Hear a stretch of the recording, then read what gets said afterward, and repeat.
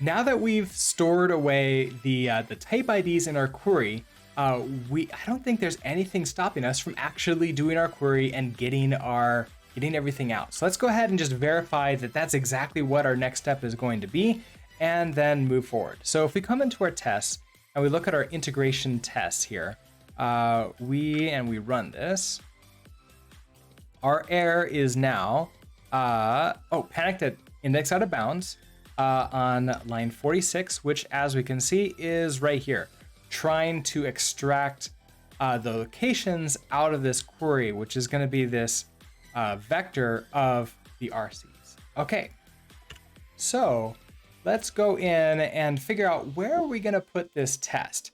The test, the inner loop test, so the test for actually getting the query out and just sort of extracting that data, it could belong to entities itself, or it could belong to query. I'm thinking that we can probably just do this in query here, and there might be some functions inside of entities that sort of like help this out too. That's sort of what I'm thinking. Let's start putting it here, and then we'll move it around if it feels like it belongs somewhere else. So this is going to be test function is going to be run query. We are definitely going to need to return a result here because we have to do everything that we're doing up here down here as well. In fact, let's go ahead and set ourselves up. So we're going to have create our entities, register some components, create the query, query for both of these components.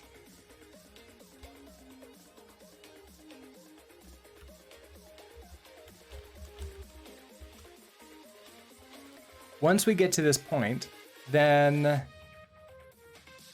we want to actually run our query, which we have here. So we have sort of like a stub function for that. And then we expect, what do we expect to get back out of this? We would want to get back the vector of vectors, right? Of all of these things. Of here, of these two components. So we have one entity right now, so it's going to be a single length vector essentially. So let we have query result maybe. We're going to do query.run. So that gives us, okay, so I mean it tells us that it's going to be this vec of RC of ref cells. So our vector is going to hold all of these components, right? So we're going to have component. It's basically that database, but just for the entities that we're caring about that have all of these things. So here we're looking for everything that has U32s and F32s, and this one entity. Let's see. You know what? We don't have any entities in here, so this is not going to work out. So we have to create some components. We're going to do entities dot create entity with component. And so we have a U32. Let's just do like 10. Then another with not with context. Do you have to return you return a result, question mark, and then with component, and then F32 we'll do maybe like 20.0 question mark that. Okay, so that should give us a new, okay, that's going to give us a new entity in here. We can do another component. Sorry, I don't mean component. We can do another entity. So entities dot create entity. How about we just do with component and you're like a 5. And then at entities dot create entity with component and maybe you're like a 50.0. I think I do have to tell you that you're going to be F32s. Otherwise, you're not going to understand what that is. So U32, U32, F32. We do have to question mark these to handle the result. And then let's go ahead and make sure we do one last one with 2 components again at the end. So it should be skipping both of these. So here we'll do maybe 15 and 25. That way we can make sure that, hey, are we getting the data that we expect to back out of this? Hopefully, yes. Hopefully the answer is yes. Okay, so with that being done now, we're going to do our query. We're querying for U32 and F32. So querying for all these entities that have both of these, which means skipping these 2. So what do we expect to get back, and how are we going to verify that we get back this? Well, this outer vec is just going to hold the vectors of components. These inner vectors are going to be the vectors of components. So the first one is going to be the U32s. So let's grab this out here. We're going to say U32s. So the U32s are going to be equal to query result of position 0.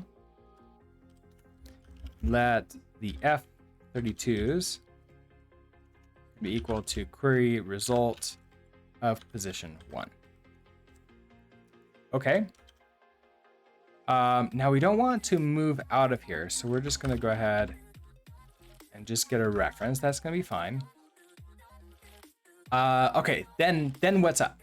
Well, we only have 2 components in here, so we can assert that we're going to have only a length of 2. So let's do assert. There should be several different things that we can assert here. So let's assert assert equal that the U32s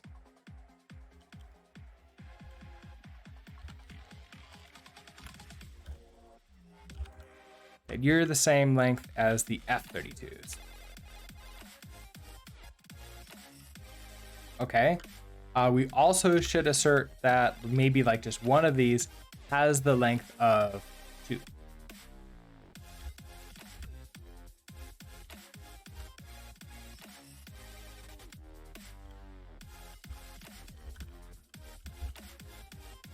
Okay. What else do we need to assert, make sure is what we expect it to be? Well, the data inside. We should extract at least a couple of these to make sure that they're what we expect. So let's grab out maybe the first U32 here. So let's see. First U32 is going to be equal to, so this is actually going to be a wrapped. First U32, that's going to be our U32s of position 0. And we're going to borrow this. Okay, so it's actually not wrapped, it's borrowed. Then I want to downcast that to a U32. So let our first 2 equals our borrowed first U32. Going to downcast ref, and you're going to be a U32. Then you're an option, but we're going to go ahead and unwrap you because that shouldn't fail, because we know exactly what you are. And if it does fail, we kind of need to know that. Okay, so at this point, we should be able to assert. So assert equal that a dereferenced first U32, you should be equal to, what are you going to be? So that's going to be this 10. So 10. Okay. We can maybe also check this second, like maybe the second F32. So like, first one, second one, I don't know. We can also check like the first F32, make sure that that's there too.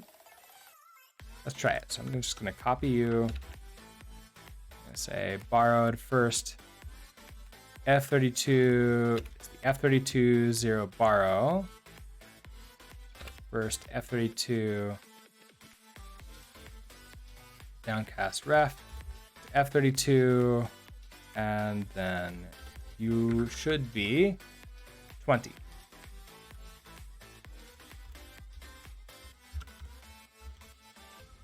At this point in time, you should be yelling at me for the strict comparisons. Let's go ahead and fix that.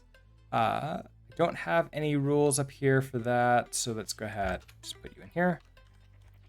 Just allow the b float compare. Okay, so we're good to go here so far. And then I think that's good. So we're checking one column essentially, the data that we're getting in there. Now we could just go ahead and check the second one. Fine as well, right? While we're here. So this is going to be the second. So update you. I'm going to call this the second. So borrowed second U32 equals U32's of 1. Borrow second U32. Borrowed second downcast. Okay, this should be fine. And the second U32, you should be a 15. Okay, borrow second F32. That. Downcast this. Okay, and then you're gonna be a 25. Okay, so that's a bunch of tests. That's a bunch of code that like we've written. Hopefully our tests are gonna like help us to write the query now. But if this all passes and we get this passing, I'm pretty confident that our queries are working the way we expect them to, because we're skipping these ones in here. Let's go ahead and run this, and we should get a failure state here. We're getting that same index out of bounds.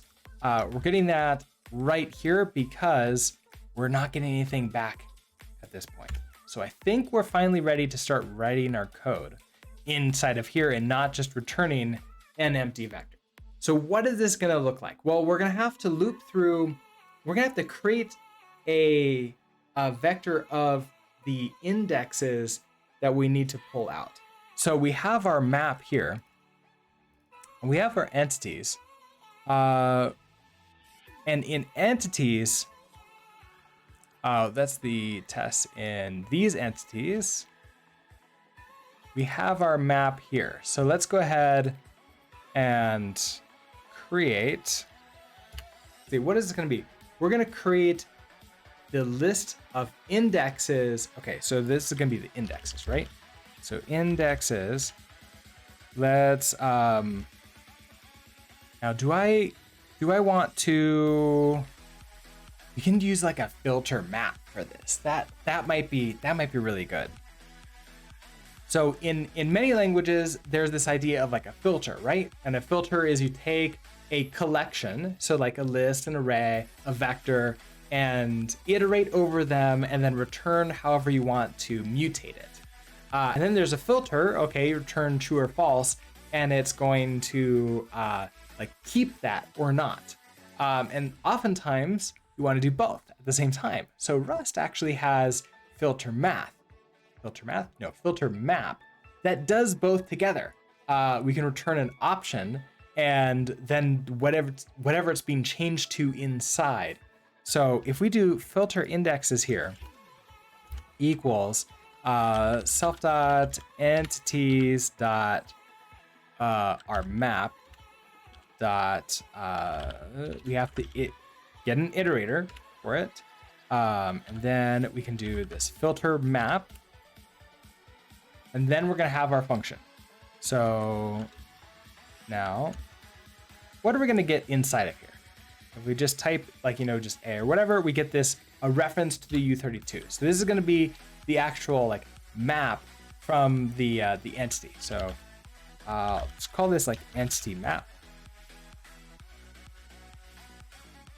Maybe it's like the entity mask, but I've been so far consistent calling these things the map, and then the other things the mask, which is like the individual type ID, you know, what the component.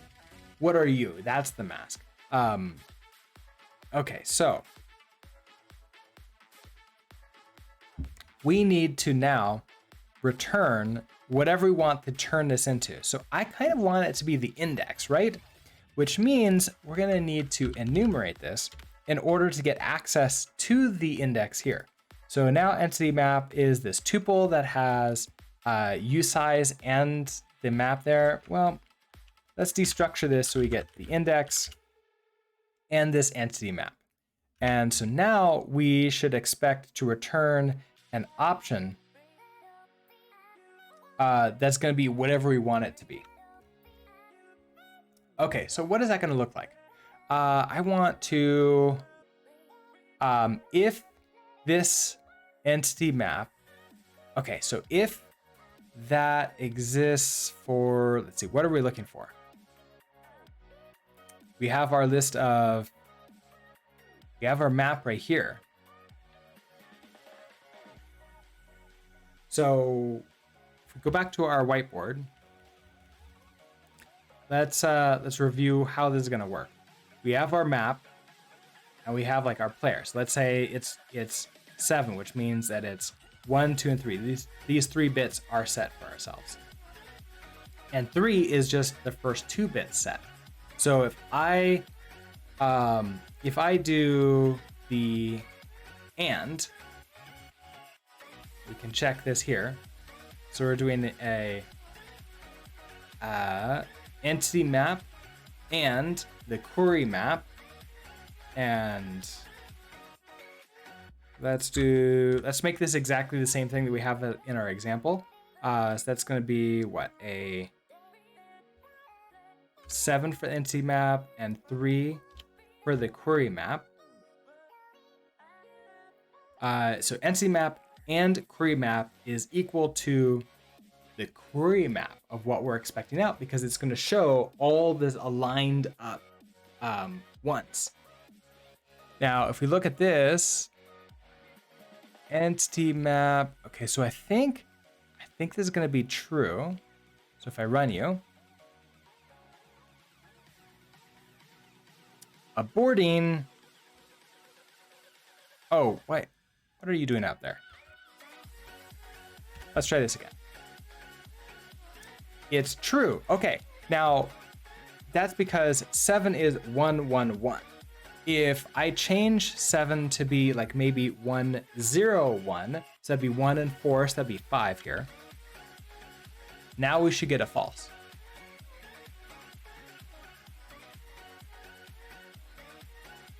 And we get a false.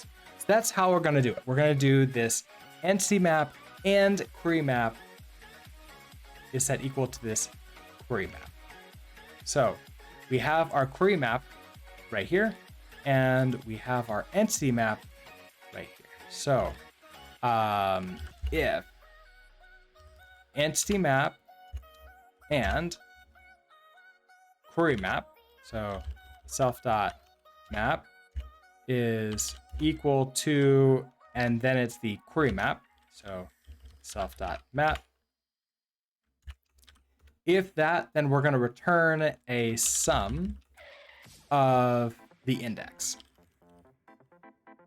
Otherwise, we're going to return a none, which means we want to filter it out. And then we want to collect this together. Now you are going to yell at me because type annotations needed.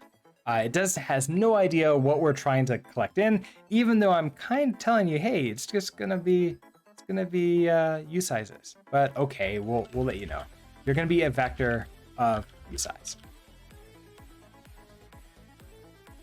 and that works. So I should be able to debug this, and we can like verify that it actually is working the exact way we expect it to. So indexes here. And if I come down and run this test, we should see that debug happen. And here it is, 0 and 3. So we're missing 1 and 2, which are those two inner, the two inner entities. So perfect. That's exactly what we wanted to do. Okay, so we get the indexes now. What's next? Once we have that, we're going to now expect to get the everything from those like other, all of the components brought in. So we've done one of our loops. Now we have our type IDs. So we're gonna have to loop through the type IDs, and we're gonna be pushing into this result here. So let's actually do let our result equals an empty vector. We're gonna mute this result. Now, is this true? Because we can maybe just do a map. Perhaps we should just do a map. I think maybe that will work for us. I'm gonna undo you. We're gonna keep this vector right here. Let's do a let result equals. Okay, so this is gonna be self dot the type IDs. And we need to now get an iterator. I don't think I care about the index, so we're just going to now just do a map. Map, and we're gonna have our type ID.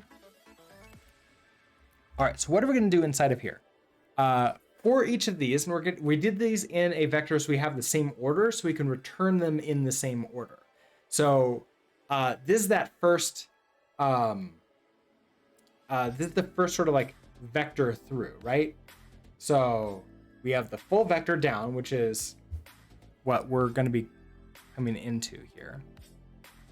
And we can actually create our, because we're gonna need to do the type, the type here to like annotate it to let collect know what exactly this is gonna be. This is gonna be a vector of vectors with the entire RC and ref cell with dime any. Okay. So how are we going to do that? Well, we have this one vector part right here just by doing the map. So that's for free. Now this vector is what we're working with this type ID. So we need to get the components from entities, which is right in here. We have the components. We can do a get on you. Let's try this. We're going to do let components equals. Now there's a possibility this won't work, will it? And if that happens, we're gonna have to return a result, and map is its own function. So that wouldn't work for us. We'd have to then just unwrap here or do a map. Is there another map that we can use?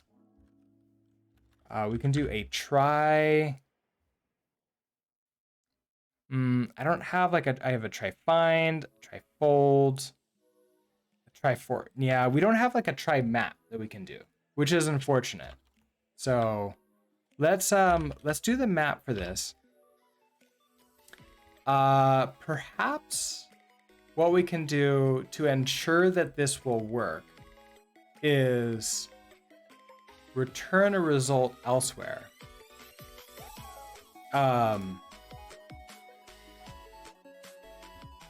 And then and then to return the result. Yeah, we could probably return a result up here or do some kind of like, with a component, we can also check there, like, hey, is that component existing?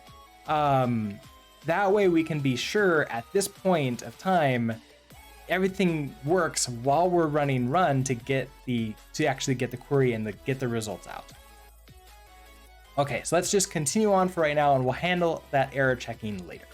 Okay, so components is gonna be self dot entities. We're gonna get, components dot get. And then our key, well, that's this type ID. Now that's gonna give us this option. So we're gonna unwrap you. And that's now gonna give us this vector of option of this RC, right, into the option. But we now have a list of the indexes that we care about here. So what we can do is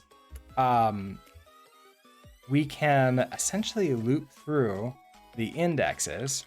So let's do a for index in indexes. And now we're going to return now this is okay, we're mapping this. We want to return a new vector. So we want like a result. So this is going to be like the components result. So query components.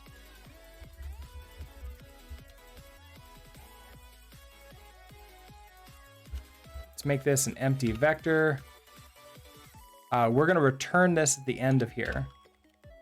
So query components, and then we're going to push into here a reference to the components, the appropriate components.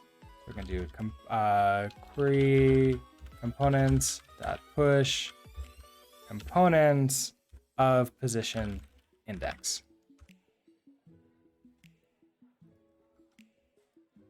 And then after this, we're going to then collect this.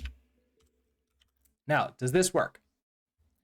You are unhappy. Why are you unhappy? You're unhappy because the types don't match up. A value type vector. Okay, so that the trait.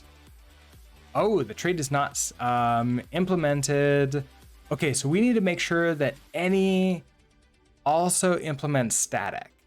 That's the big thing we need to do is we need to make sure this any implements static. Now, can I just do that here? I don't know if I can do a static at this point.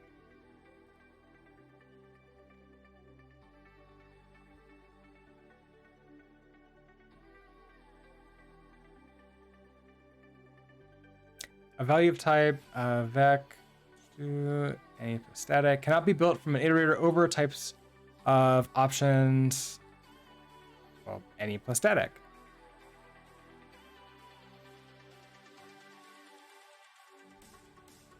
Oh, I was really hoping that I could like map to do this, but I think what this is telling me is, okay, so the trait from iterator is not, with this option in here, is not implemented for this.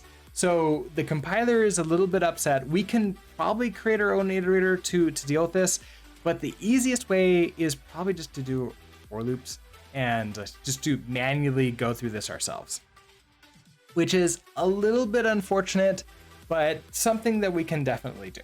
So let's start by up here just creating a result. So let mute our result is going to be an empty vector. We're going to start with that. We don't need this anymore. We're going to just rebuild this really quickly here. So we have our result. Now for each of these results, we need to loop through our indexes. And is that true? No, we need to loop through our type IDs and then we're going to get them. So let's go through type IDs. So for type ID in a reference to self.type IDs. Okay, so that gives us that. Now we're going to get the type IDs from the entities. So that this is going to be the entity components equal to self.entities.components get pass in this type ID. We'll unwrap you. And now we have this vector with an option in here. So we're going to have to do a little bit of unwrapping. Then we're going to loop through the indexes to keep the specific indexes that we care about. So for index in indexes. Okay, so now I have this usize. And we're going to want another, this is going to be the components to keep. Here an empty vector here, and you need to be mutable so you can push into it. So we're going to do actually, no, we have that. So it's going to be the entity components. So components to keep, that push, and I want probably a reference, but maybe we can get away with just entity components of position index. So far it doesn't yell at us. So that's going to go through. Okay, so we're going to do the type IDs for each of those. And then at the end here, we want to return result. Probably spell type ID correctly would probably help. Okay, so here we go. Now we don't want to use the move value indexes. It's just a vec of usizes. We can clone it, or we can just get a reference to it, and then we'll just need to dereference you, get access to the position memory. Now, cannot move out of here. So let's go ahead and push a reference to this into here, which means that you actually need to be a reference at this point.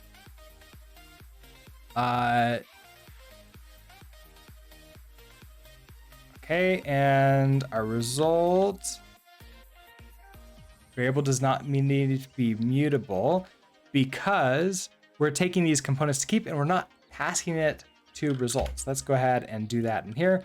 At the end of these iterations, we can do a result dot push the components to keep. And now mismatch types. Okay, so expected struct a vector of a reference to the RC ref cell entire thing. And we got a vector. Oh, but this option in here still. So we need to make sure, can we just unwrap you at this point? So unwrap. I don't think we can do that. Oh, we can't. Maybe we can get away without that.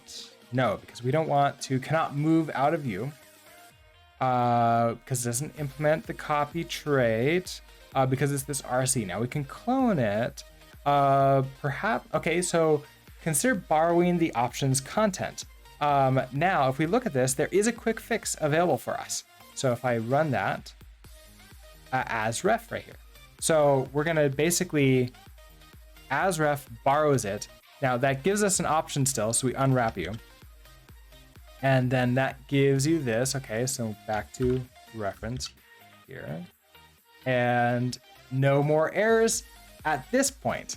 Let's come down here and just run this to see what we got. Hey, this passed. Okay, so that means all of this stuff works. So when we hit the run function, we're getting our query results back, and the contents of those query results are exactly what we expect them to be. Now we have some errors here in entities test because I believe it's not exactly what we were expecting out here. We're getting, let's see, where is it? Reference to RC.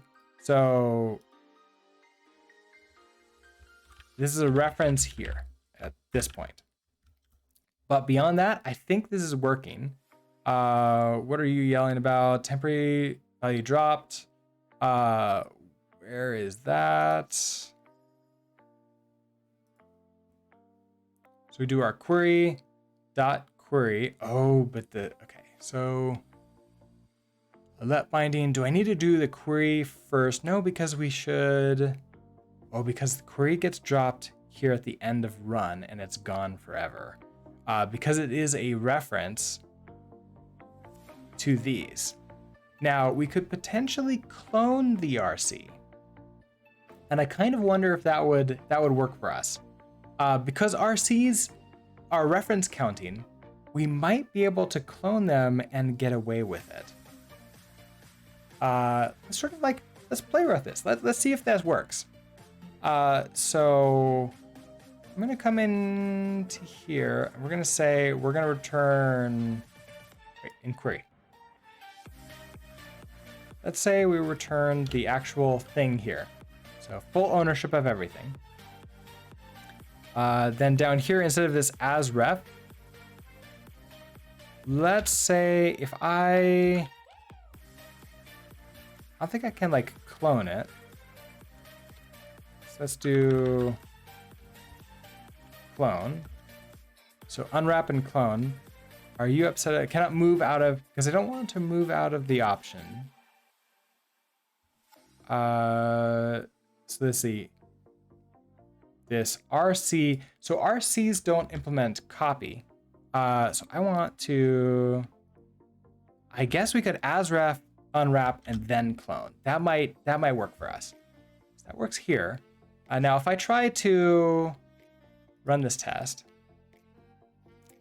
that works. Now down here, does this work? It does not. Okay, so what's our errors?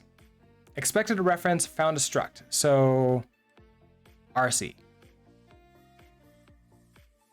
Okay. So that's our types. Let's see, right. Where is that? Right here. So there's no reference there. Run this test.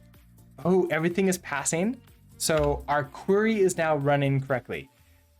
Now, one of the big reasons to use RCs and ref cells is so we can get interior mutability. And I'm a little bit concerned about that clone that we're doing, because if that reference counts too many times, more than once, we can't have a read-only reference to it and a mutable reference to it. And if we wanted something like that, we'd have to use something like an arc and a mutex as opposed to an RC and a ref cell. So I want to just like maybe add into one of these that we're going to downcast ref mute maybe. So just to like make sure that it's running exactly the way we want it to. Let's see, how would I change this test to work for this? So we have our locations and sizes. We're gonna borrow first locations. So let's actually borrow,